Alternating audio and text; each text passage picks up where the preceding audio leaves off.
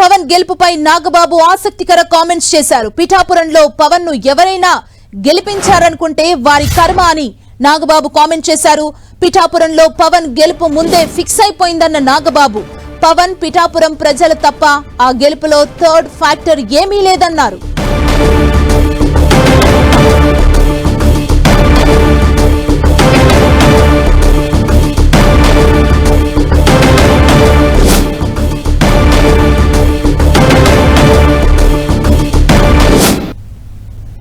పిఠాపురంలో పవన్ కళ్యాణ్ గారు అఖండ విజయం సాధించడానికి రెండు ఫ్యాక్టర్స్, టూ ఇంపార్టెంట్ ఫ్యాక్టర్స్. ఒకటి మన ప్రెసిడెంట్ జనసేనాని పవన్ కళ్యాణ్ గారు అయితే, రెండో ఫ్యాక్టర్, నాట్ వ్యక్తి, ఫ్యాక్టర్ పిఠాపురం జన సైనికులు, పిఠాపురం పౌరులు, పిఠాపురం ఓటర్స్. వీళ్ళిద్దరూ లేకపోతే మేము ఎంత ఏమి చేసినా ఏం ఉపయోగం లేదు. సో మాలో ఎవరైనా ఇంకెవరైనా సరే పవన్ కళ్యాణ్ గారి విజయానికి నేనే దోహదపడ్డాను అని ఎవరన్నా అనుకుంటే అది వారి కర్మ, అంతకంటే ఏం చేయలేదు. వైసీపీ అధినేత జగన్ పై సెటైర్లు వేశారు జనసేన ఎమ్మెల్సీ నాగబాబు. ఇటీవల జగన్ చేసిన వ్యాఖ్యలు హాస్యాస్పదంగా ఉన్నాయన్నారు. జగన్ లాంటి హాస్య నటుడు కలలు కంటూనే ఉంటారని ఎద్దేవా చేశారు. మరో 20 ఏళ్ల వరకు కలలు కంటూనే ఉండాలని నా సలహా అంటూ సెటైర్లు విసిరారు. నాయకులు మాట్లాడేటప్పుడు జాగ్రత్తగా ఉండాలని, ఇష్టం వచ్చినట్లు మాట్లాడినందుకే జగన్ కు ప్రతిపక్ష హోదా కూడా దక్కలేదన్నారు.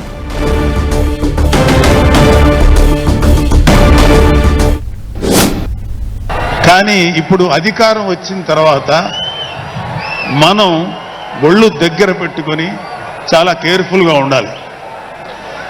అలా ఒళ్ళు దగ్గర పెట్టుకోకుండా నోటికొచ్చినట్లు మాట్లాడితే ఏం జరుగుతుందో మనందరం కళ్ళారా చూస్తున్నాం. ఇవాళ అహంకారం తలకెక్కి నోటికొచ్చినట్లు మాట్లాడి చిన్న పెద్ద తేడా లేకుండా బిహేవ్ చేసినటువంటి, మాట్లాడినటువంటి కొంతమంది ప్రతిపక్ష అని చెప్పలేములేండి, ప్రతిపక్షం లేదు కదా, నాయకులకి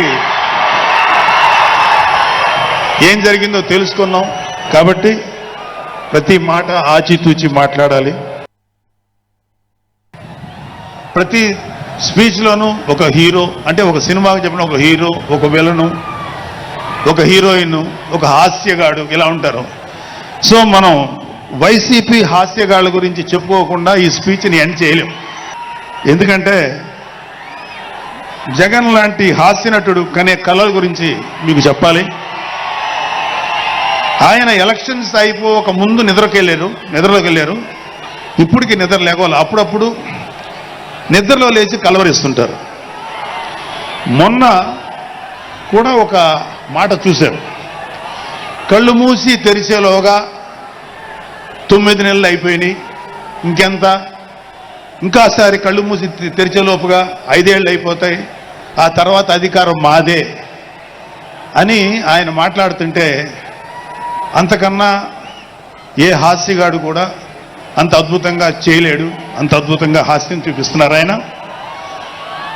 కానీ ఆయనకి నా సలహా ఏంటంటే, సార్ మీరు నిద్రలోనే ఉండండి, అప్పుడప్పుడు కలవరించండి, తప్పులేదు. ఇంకొక 20-30 ఏళ్ల తర్వాత మీరు కల్లో నుంచి బయటికి రండి, అప్పుడు దాకా మిమ్మల్ని ఎవ్వరూ డిస్టర్బ్ చేయరు.